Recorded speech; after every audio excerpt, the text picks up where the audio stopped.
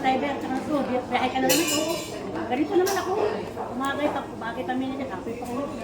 Naisip ako tanong, ano ba yung business minister? Ito nila agency na nagpapadala sa kanya. Ako sanay na ganito ng mga wife. Kamay nila sa baka, uwi na sa hapon. Naisip ako tanong, ano gusto namin mangyari? Na hindi naman yata gugustuhin.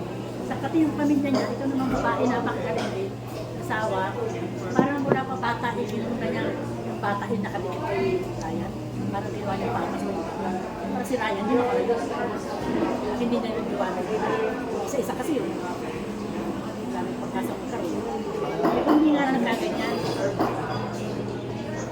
Naulukan ko na yun na pumunta na sa nagbuwag. Ayaw sa mama na makina. Kalaki na si Sir. Ninyo, na kung talagang ganun ang plano niya, since may problema tayo dito, doon ka muna, di gumawa ka ng parang para makasunod sila. Para makasunod yung mag-ina niya, di lang naman ang pinakamadali doon. Pero mauna na siya. Kasi nga, dapat mauna lang siya, pero i-assure nyo, at dapat ma-assure din siya sa loob niya na makakasunod yung mag-ina. Kasi pag nandun na sila lahat, feeling ko talaga magbabago ang takbo ng pangyayari. May pinto din naman yun. Nung yun yung dalaga pa, ay nung di pa sila kasal. I mean, bago sila nagka-baby, bingo girl din yun. Mahilig naman siya malaki. Kasi may technique na siya.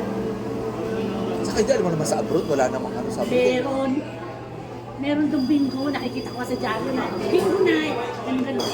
Nakikita ko sa diaryo nila. Meron doon, hindi ka mahinit, papag-bingo kita, ibigyan kita ng pag-bingo. Huwag lang kapag. Pagpisidaras, kaya ko mas Pero itan nyo rin yung option na yun, i-ano nyo. Kasi feeling ko wala na, yung the mere fact na sa isip niya, hindi naman sa pag-ano, ay may anak ka, di bali kung binata ka eh. Kung binata ka at wala kang obligasyon, eh kahit mapariwa ka, wala kang iisipin katawan mo lang, eh may mag-ina ka eh. So, baka, meron ba sabi nito? Wala kang nito.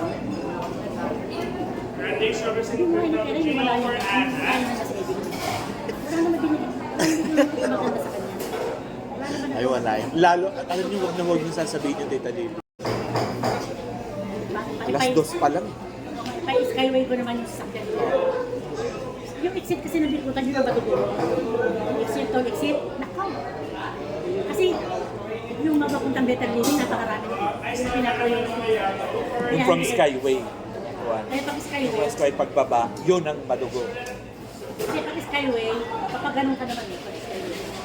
Kasi pag sa expressway lang, kapag ganun eh. Ice pala. May iba puntang better living, yun ang kalaban. Yun ang kalaban. Doon ka medyo matatagalan. Nasa ko yun.